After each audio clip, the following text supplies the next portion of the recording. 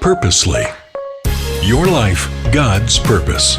Listen at purposely.com.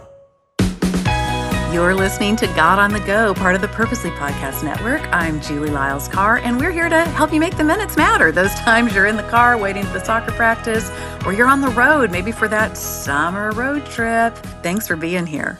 We are in a new series. It's based on my Bible study called Footnotes, and it's about taking a look at people in the Bible who don't always get the spotlight, don't always get the big notice, but who did some amazing and important things when it comes to the story of believing God and believing Jesus. Today, we're going to talk about what it means to be a messenger. I had someone in my life who didn't think that they believed in God. And I have to tell you, I was determined to convince them. Determined to the point that it would almost turn into an argument. I know that sounds terrible, but it's true. And I really wanted them to see God the way that I did, to understand His goodness, to understand His graciousness to us. And yet I would often find myself debating with them about God and probably not being the most gentle as I was doing it. There is someone in the Bible who inspires me that there's probably a better way. She's not someone we hear a whole lot about, but wow, she had a very important role to play in God's story to us. Her name is Joanna. She was one of the women who it says in the Bible that Jesus healed. Her husband had a really important job. He was over all of Herod's household. Now, what that means is that he ran everything. He made sure everything went smoothly. He made sure that all systems were go. And so it was a very important job in that time because Herod was over all of Jerusalem and all of that region. That was Joanna's husband. So when she started following Jesus, it was probably an interesting thing for her because, as you know, Herod's family and going back to Herod's dad, they didn't want anybody coming along who might take any kind of power away from them. As Joanna spent her time following Jesus, seeing what work he was doing, helping support his ministry, there came that time when Jesus was crucified, and Joanna was one of the women who went to Jesus's tomb after he had been crucified and put in the tomb. And what she found there with the other women was stunning. The stone had been rolled away, and Jesus's body was not there. He had been raised.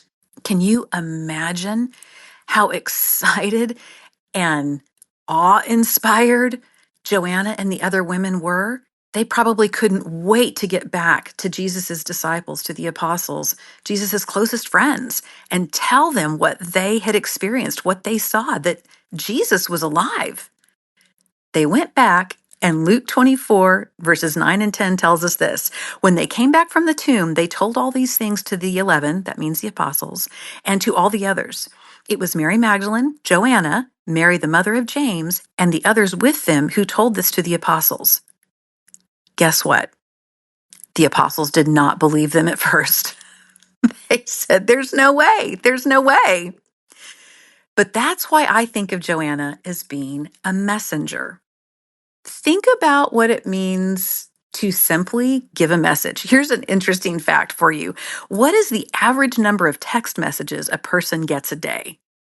You ready? 32. That is a lot of text messages. But when you're a messenger, it's not your job to try to convince someone. Those verses I was sharing with you, it just simply says that Joanna and the other women told the apostles what they saw. The apostles didn't believe them, and that was like, okay. They delivered the message they were supposed to, that Jesus had risen from the grave. That was what they were supposed to do. They didn't need to fight about it. They didn't need to try to convince them. They didn't need to have a debate. The apostles ultimately would learn what had really happened. So often, I can find myself wanting to try to convince someone instead of simply being a calm, loving, compassionate messenger about what I've experienced with God's love. When we're kind, when we're loving, when we value other people, And when we simply share what God means to us and how he shows up in our lives and how Jesus died for us and how grateful we are for him, that's really all the message that we need to give. That's when God has to do what only God can do, which is to work on someone's heart, which is to show up in their lives in ways in which they recognize him. What we can do is simply share what we've experienced, share what we've seen, be a messenger. That's what Joanna reminds me of. I don't have to have all the answers or the perfect argument. I don't need to try to convince someone that they need to see and experience God the way that I have. What I do have a responsibility for is to tell them the story of his love, to share how he has loved and cared for me, and to let God do the work that only he can do in someone's heart. If you text the word GO, that's GO, to 89419, we'll send you some other great stuff to be able to talk about what it means to be a messenger. A big shout out and thank you to George Fox University, our sponsor. At George Fox University, each student will be known personally, academically, and spiritually. I'll see you next time.